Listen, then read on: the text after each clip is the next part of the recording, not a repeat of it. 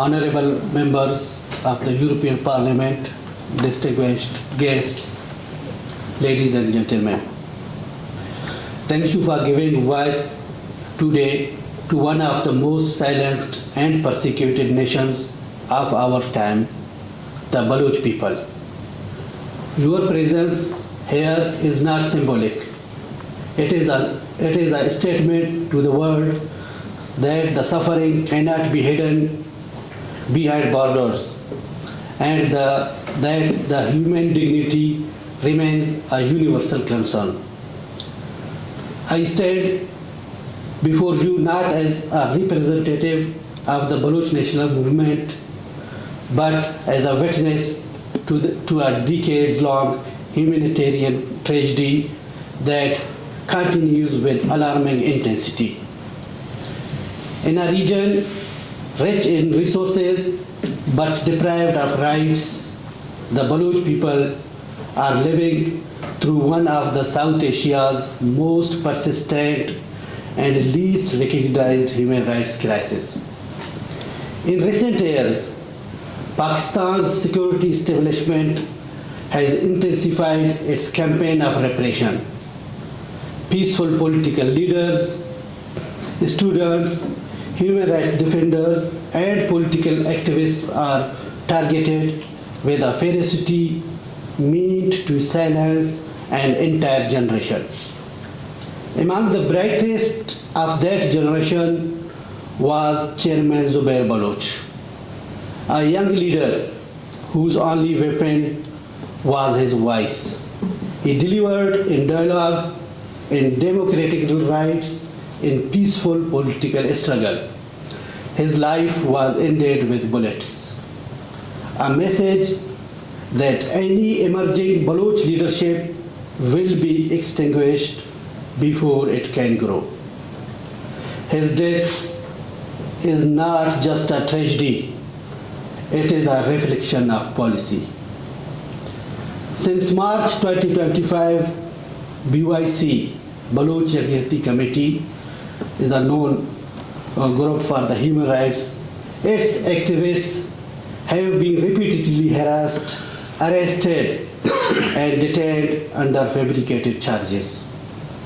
Even their public gatherings and peaceful marches have been met with violence.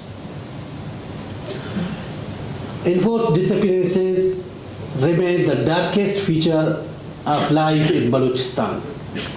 In last 3 months of 2025 alone, 234 new cases of enforced disappearances were recorded.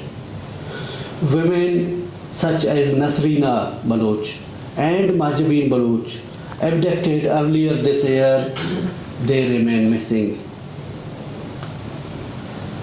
Thousands of Baloch people have been forcibly disappeared over 2 decades, and thousands killed in custody. Mass graves discovered in different regions over the last decade. In Dasht, near the capital city of Balochistan, Quetta, a cemetery known as the Cemetery of the Unknowns holds hundreds of unidentified bodies, sons, brothers, fathers who vanished only to reappear as nameless remains. This is not just a narrative invented by political movements.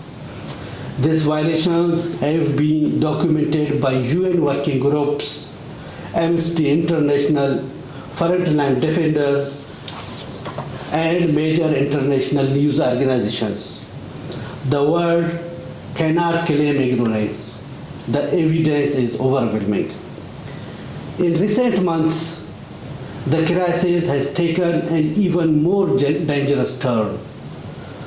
Pakistan has deployed armed drones over Balochistan, targeting civilian areas.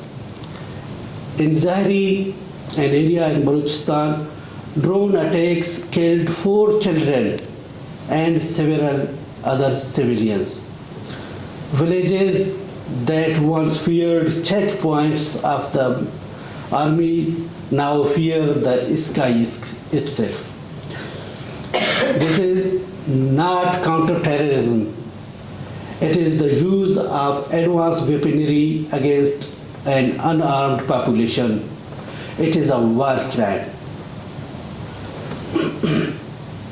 In last 3 months, 22 extrajudicial killings carried out by a police department called counterterrorism department and state-backed death squads also. Many of these individuals have been previously disappeared. Their bodies mutilated and bearing marks of torture were returned to their families. These are not isolated incidents, but a pattern of state behavior. Alongside physical violence, Pakistan has suffocated political space in Balochistan. Peaceful protests are criminalized. Parties are banned. Leaders are pushed into exile or eliminated.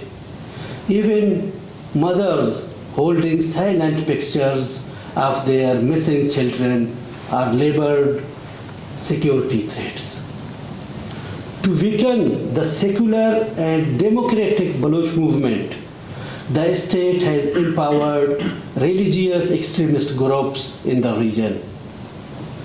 This deliberate strategy seeks to fracture society, undermine progressive voices, and destabilize the region, a strategy whose consequences extend far beyond Balochistan. Yet, despite all this, Balochistan is not poor in resources. Billions of minerals are extracted every year to fuel those companies which are beneficiaries of GSP Plus scheme. Yet, communities lack clean water, reliable schools, and basic infrastructure. This is not development. This is the continuation of colonial extraction under military occupation. And Balochistan suffers the deepest wounds other marginalized nations and communities like Pashtuns, Sindhis, Kashmiris, Christians, Ahmadis, Hindus, and the people of Gilgit-Baltistan also. They face the similar patterns of enforced disappearances, arbitrary detention, and political repression. This reflects not a regional issue, but a structural one.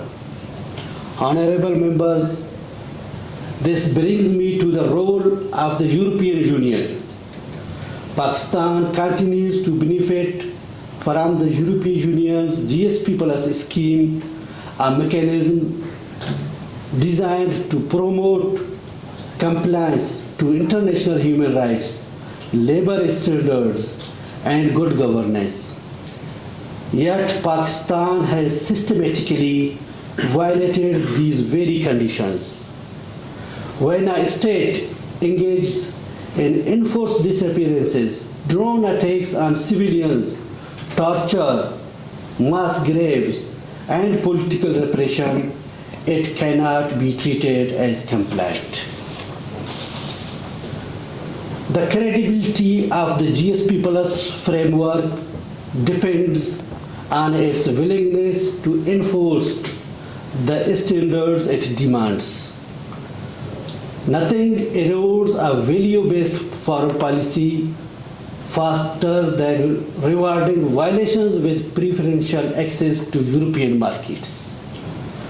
I ask this Parliament to give full weight to the findings of the UN working groups and the calls of Amnesty International and frontline defenders. I ask you to reassess Pakistan's GSP Plus status in light of overwhelming evidence.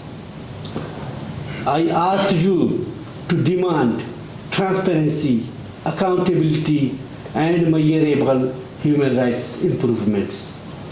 and I ask you to support an independent investigation into enforced disappearances, extrajudicial killings, and mass graves in Balochistan.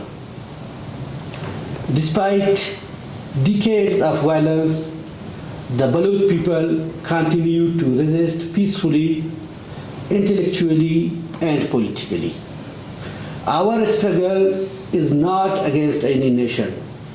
It is against oppression, exploitation, and the denial of basic humanity. Your presence here gives us hope that the world has not turned its back, hope that justice can still prevail, and hope that the suffering of our people will not be allowed to remain invisible. The Baloch people seek what every nation seeks: freedom, dignity, and right to self-determination. Today, I ask Europe to stand with us, to stand with human rights, and to stand with freedom. I thank you.